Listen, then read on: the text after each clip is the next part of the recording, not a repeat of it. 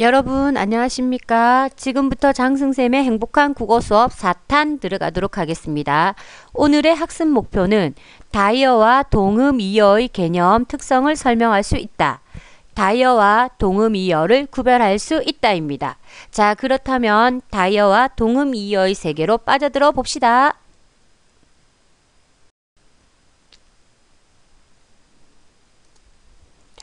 자, 먼저 다이어란 무엇일까요? 네, 많을 다자의 뜻의 자를 쓰고 있는 단어입니다. 많은 뜻을 가진 단어, 한 단어에 두 개 이상의 의미가 대응하는 복합적인 의미 관계를 가지고 있는 단어들입니다. 예를 하나 들어볼까요? 여러분, 지금 길이라는 단어 보이죠? 길의 첫 번째 뜻은 사람이나 동물 또는 자동차 따위가 지나갈 수 있게 땅 위에 낸 일정한 너비의 공간. 예를 들어서 공사 중이라 길이 너무 막혀. 이럴 때 길입니다. 자, 두 번째 뜻은 어떤 자격이나 신분으로서 주어진 도리나 임무라는 뜻입니다. 이렇게 하니까 너무 어렵죠. 스승의 길을 가야겠다 할 때 길입니다. 어떤 사람한테 주어진 도리나 임무입니다. 세 번째 뜻은 방법이나 수단이라는 뜻을 가지고 있는데요. 도저히 해결할 길이 없다 할 때의 길입니다. 네 번째는 어떠한 일을 하는 도중이나 기회라는 뜻인데요. 야, 영준아, 지나가는 길에 들러라 할 때의 길입니다. 자, 다섯 번째 뜻은 물이나 공중에서 일정하게 다니는 곳입니다. 이곳은 배가 다니는 길이야. 정주야, 조심해 할 때의 그 길입니다. 자, 하나의 단어에 이렇게 여러 개의 뜻을 가지고 있죠. 이러한 단어를 우리가 부를 때 많을 다자, 뜻의 자, 말씀 어자를 사용해서 다이어라고 합니다.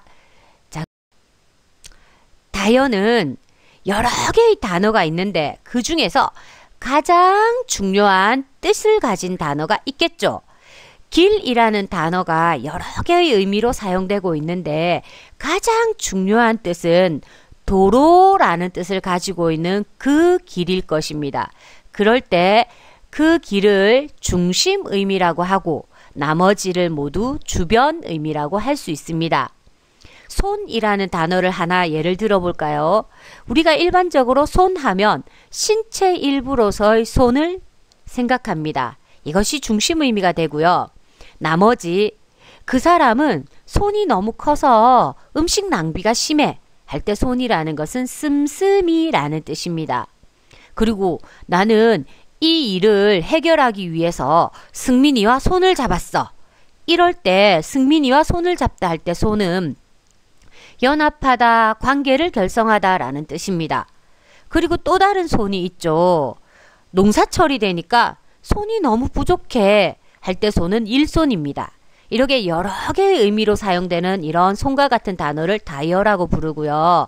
신체 일부로서의 손이라는 이 의미를 중심 의미라고 하고 나머지를 주변 의미라고 합니다. 이렇게 다이어는 하나의 중심적 의미에서 나온 여러 개의 주변적 의미를 가집니다.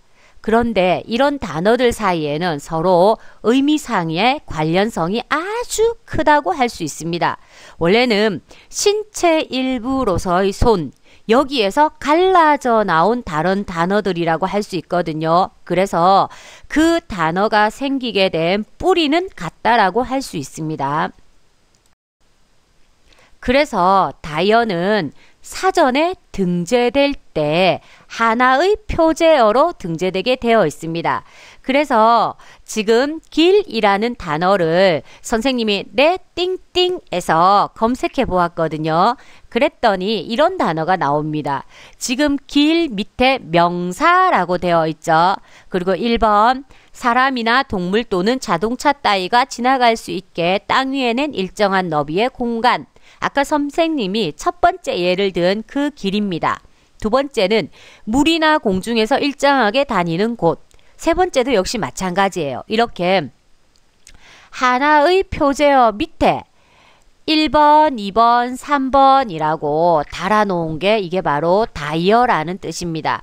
다이어의 첫 번째 뜻, 두 번째 뜻, 세 번째 뜻이라는 거거든요. 그렇다면 다이어는 이런 특성을 가지고 있는데 다음에 배울 단어 동음이어란 무엇일까요? 동음이어란 같을 동자, 소리음자, 다를 이자, 뜻의 이자. 네, 소리는 같지만 뜻이 다른 단어를 동음이어라고 하는데요. 이런 동음이어는 어떤 단어가 있을까요? 구체적인 예를 한번 들어볼까요? 눈. 두 개의 눈이 있습니다. 네, 첫 번째 눈은 그림에서 보시다시피 신체 일부로서의 눈을 뜻하고요. 두 번째 눈은 이제 그림이 펼쳐질 건데, 그렇죠. 하늘에서 내리는 눈. 그런데 여러분, 첫 번째 눈과 두 번째 눈 사이에 의미상의 유사점이 있나요? 전혀 없죠. 여기는 보는 눈이 많아서 조심해야 돼. 이럴 때는 첫 번째 눈이고요. 이번 크리스마스에는 꼭 눈이 왔으면 좋겠어. 할 때는 하늘에서 내리는 눈이죠. 근데 이 두 단어 사이에는 서로 의미상의 연관성이 있을까요? 그렇죠. 동음이어는 중심적 의미가 서로 달라서 단어들 사이에 관련성이 전혀 없습니다. 전혀 별개의 두 단어가 우연의 일치로 소리가 겹쳐졌을 뿐입니다. 따라서 의미상의 관련이 없는 별개의 각각 단어라고 할 수 있거든요. 그래서 사전에 등재될 때는 우리가 알고 있는 다이어와 다르게 등재가 되겠죠. 그렇죠. 동음이어를 검색해 보았거든요. 역시 내 친구 내 띵띵에게 검색해 보았는데요. 눈이라는 단어가 파란색 글자 보이죠? 파란색 눈 위에 조그맣게 눈 1, 눈 4, 눈 2, 눈 6이라고 되어 있죠. 이런 것들은 각각 다른 표제어라는 뜻이거든요. 사전에 위에 굵게 올라와 있는 이런 파란색 같은 걸 표제어라고 하는데 각각 다 다른 눈이라서 이 단어들은 다 별개의 단어라는 뜻입니다. 동음이어는 이렇게 사전에 등재될 때 각각의 별개의 표제어로 등재된다는 것입니다. 전혀 다른 단어라는 뜻이거든요. 여러분 이제 동음이어와 다이어가 어떻게 다른지 이해하셨죠? 도훈아, 듣고 있니? 도훈이를 위해서 선생님이 다시 한번 설명합니다. 다이어는 한 단어가 여러 가지 의미로 해석될 때 그 단어를 다이어라 부르고 이 단어들은 원래 같은 단어에서 분파되었기 때문에 사전에 실릴 때는 하나의 표제어로 등재가 되어 있습니다. 그렇지만 동음이어는 별개의 단어가 서로 의미상 다르고 대신 소리가 단지 우연의 일치로 같아졌을 뿐입니다. 따라서 사전에 등재될 때에는 각각 다른 별개의 표제어로 등재된다라는 특징이 있습니다. 여기까지 국어 수업을 모두 마쳤는데요.